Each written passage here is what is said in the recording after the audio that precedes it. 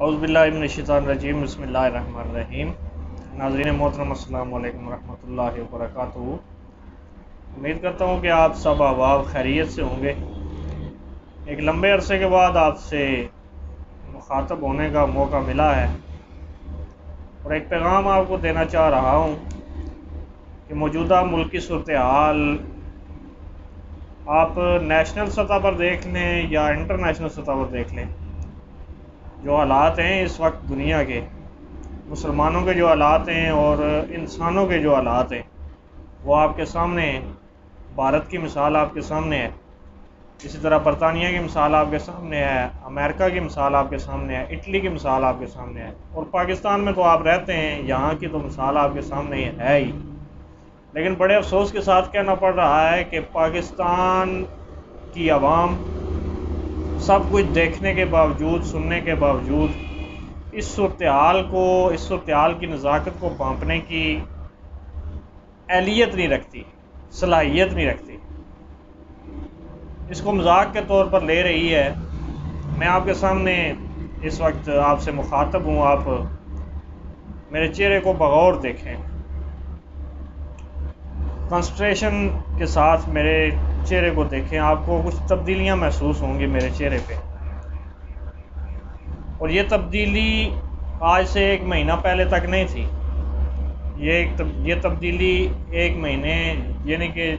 آج سے جو ایک مہینہ پہلے، یعنی کہ آج 1 مئی ہے، اور 30 مارچ والے دن میرا کرونا ٹیسٹ جو ہے وہ پازیٹیو آیا تھا۔ اس کے بعد 15 دن جیسے میں نے گزارے ہیں، یہ مجھے پتہ ہے یا میرے خدا کو پتہ ہے یا میرے گھر والوں کو پتہ ہے کہ کیا صورتحال ہوتی ہے۔ حالانکہ میں نے کسی ہاسپٹل میں نہیں گیا، میں کسی ڈاکٹر کے پاس نہیں گیا، میرے ایک دوست ہیں بہت ہی پیارے، وقار بھائی، وہ شفا انٹرنیشنل میں ہوتے ہیں، تو انہوں نے مجھے گائیڈ لائن دی تو میں نے اس پہ عمل کیا، اور الحمدللہ اللہ پاک نے مجھے شفا یاب کیا۔ یہ جو آپ میرے چہرے پر یہ تبدیلی دیکھ رہے ہیں، یہ اس کرونا وائرس کی وجہ سے ہے جسے آپ بہت لائٹ لے رہے ہیں۔ آپ کو اندازہ نہیں ہے کہ یہ کرونا وائرس جو ہے یہ آپ کو اندر سے کتنا ڈیمیج کرتا ہے۔ اس وقت رمضان شریف چل رہا ہے، اور میں سابقہ رمضان شریف میں آپ کو معمول بتاتا چلوں کہ ہمیشہ سے میرا معدے کا جو مسئلہ ہے وہ تقریباً کئی سال سے چل رہا ہے میرے ساتھ، کیونکہ باہر کی چیزیں کھا کے، ہوٹلنگ کر کے، تو معدہ جو ہے وہ کافی ڈیمیج ہو چکا تھا۔ لیکن جب رمضان شریف آتا تھا تو اس میں میرا معدہ انتہائی فٹ ہو جاتا تھا، مجھے کسی قسم کی بدہضمی نہیں ہوتی تھی، تیزابیت نہیں ہوتی تھی۔ لیکن اس بار جو رمضان شریف شروع ہوا ہے نا، ٹھیک ہے نا، ابتدائی 8-10 دنوں میں میری حالت انتہائی غیر تھی، اور کوئی چیز ہضم نہیں ہو رہی تھی، یعنی کہ اس وائرس نے اتنا کچھ ڈیمیج کیا ہے انسان کے اندرونی سسٹم کو۔ اس کے علاوہ جب آپ میڈیسن اس کی لیتے ہیں، میڈیسن آپ نے بہرحال لینی ہے، آپ نے انجیکشن لگوانے ہیں، میں نے انجیکشن نہیں لگوائے، میڈیسن لی ہے صرف، اور احتیاط کی ہے۔ تو یہ جو وائرس ہے یہ اتنا مہلک ہے کہ آپ اگر اس میں سروائیو کر جائیں تو کر جائیں۔ یہاں سے آپ نے آکسیجن پہ شفٹ ہو جانا ہے، آکسیجن سے بھی سروائیو کر جائیں تو بڑی بات ہے، یہ اللہ کا بڑا کرم ہوتا ہے۔ لیکن آپ وینٹیلیٹر پر چلے گئے تو بہت کم، آپ سمجھ لیں 100 میں سے 2%، 100% میں سے 2% کو بندہ سروائیو کر جائے وینٹیلیٹر پر، اس کے علاوہ کوئی چانسز نہیں ہوتے۔ تو خدا را یہ پیغام میرا ریکارڈ کرنے کا مقصد یہ ہے، آپ تک پیغام پہنچانے کا مقصد یہ ہے کہ عید آ رہی ہے، آپ نے انتہا درجے کا رش بازاروں میں بنایا ہے، ٹھیک ہے، آپ یہ سمجھتے ہیں کہ ہم نے شاپنگ نہ کی تو شاید ہماری سانسیں بند ہو جائیں گی، آپ یہ سمجھتے ہیں کہ آپ نے خریداری نہ کی تو شاید آپ کے گھر کا چولہا نہیں جلے گا، آپ یہ سمجھتے ہیں کہ آپ اس صورتحال سے اس طرح بچ جائیں گے جس طرح دیگر ممالک نے اپنے آپ کو اس میں سیکیور کیا ہے، تو یہ آپ کی خام خیالی ہے۔ اللہ رسول کے کرم کے بعد آپ نے انتہائی احتیاط کر کے اس سے بچنا ہے۔ میں پھر آپ کو دوبارہ اس جانب توجہ مبذول کرا رہا ہوں کہ جو شخص اس وائرس کا شکار نہیں ہوا وہ اب تک اسے مذاق سمجھ رہا ہے، اور جو اس کا شکار ہوئے ہیں یہ ان سے پوچھیں کہ کیا گزرتی ہے۔ آپ ایک کمرے میں بند ہو کر رہ جاتے ہیں، آپ کو سانس لینے میں دشواری ہوتی ہے۔ جب آپ اکیلے ہوتے ہیں نا کسی کمرے میں، کوئی گھر کا فرد آپ کے پاس نہیں آ سکتا، تو آپ صرف امیجن کریں آپ کی اس وقت کنڈیشن کیا ہوتی ہے، آپ کو خیالات کیا آتے ہیں، آپ کے جذبات اور احساسات کس درجے پر پہنچ جاتے ہیں، یہ آپ امیجن کر نہیں سکتے۔ آپ سوچنا بھی جائیں نا تو آپ نہیں سوچ سکتے اس بات کو۔ اس لیے میں آپ سے اپیل کرتا ہوں کہ یہ جو آئندہ 10 دن رہ گئے رمضان شریف، 10، 11 یا 12، ان میں کوشش کریں، مہربانی کریں، اپنے حال پہ مہربانی کریں، اپنے بچوں پہ مہربانی کریں، اپنی فیملی پہ مہربانی کریں، اس ملک پہ مہربانی کریں کہ آپ اپنی نقل و حرکت کو انتہائی محدود کریں۔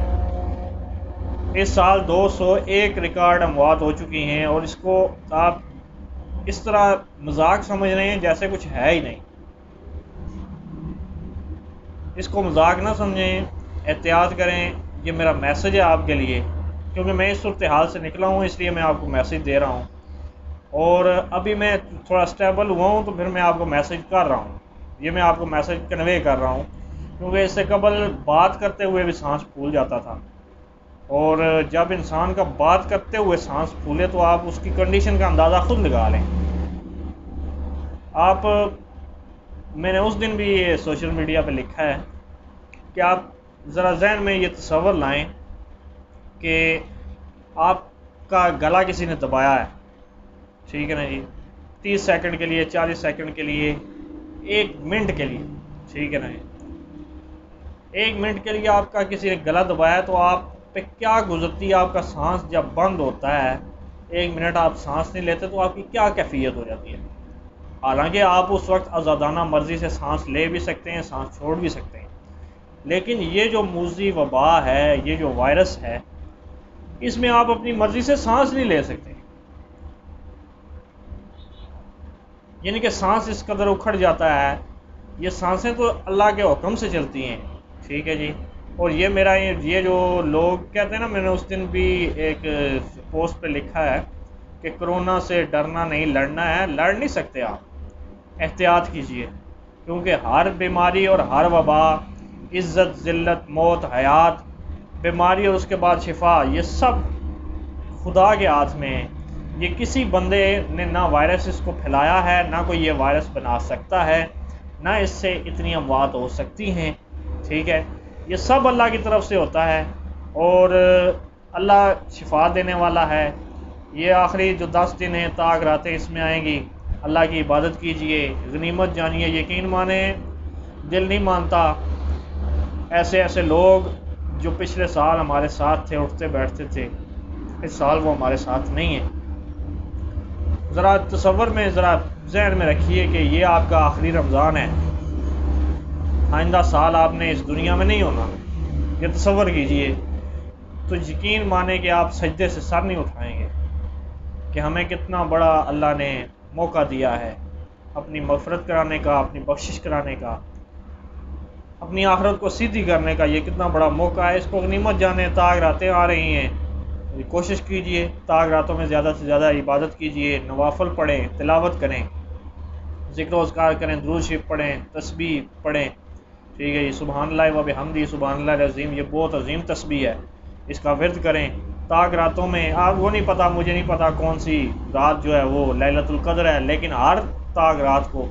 1 گھنٹہ، 2 گھنٹے، جتنا آپ سے ہو سکے،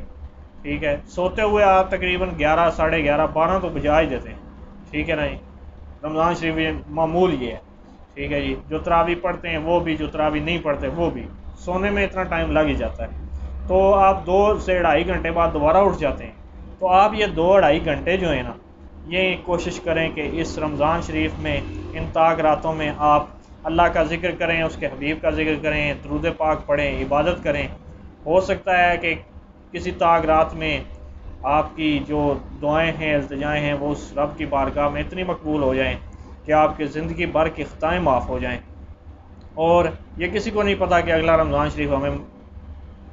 جو ہے نصیب ہوگا یا نہیں ہوگا۔ بہت سارے لوگ پچھلے سال موجود تھے، اس سال نہیں ہیں، آپ اپنی فیملی میں دیکھیں، اپنے دوست احباب میں دیکھیں، رشتہ داروں میں دیکھیں، اپنے گھر میں دیکھیں،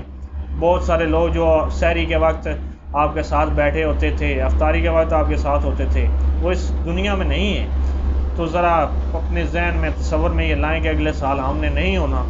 تو اس سال کو غنیمت جانتے ہوئے عبادت کیجیے، اللہ کے حضور دعا کیجیے۔ اس وائرس کے حوالے سے آخری پیغام میرا یہی ہے کہ اس وائرس کو سیریس لیں، ٹھیک ہے جی، یہ ایک وبا ہے اور یہ پھیلتی جا رہی ہے، اور یہ صرف ہماری بے احتیاطی کی وجہ سے پھیلتی جا رہی ہے۔